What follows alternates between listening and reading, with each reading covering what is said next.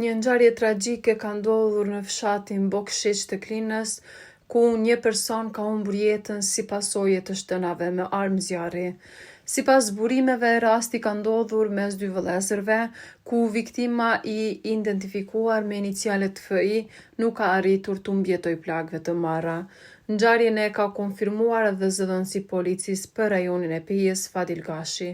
Ai bëri të ditur se pas një fjalosjeje mes dy vëllezërve, njëri prej tyre ka qelluar tjetrin me armë zjarri.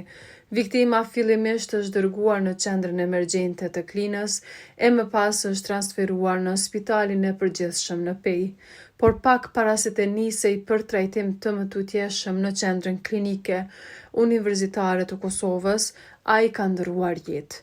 Në vendin e ngjarjes ka ndalë njësitet përkatëse të policisë dhe prokurorisë, të cilat po merren me hetimin e rastit.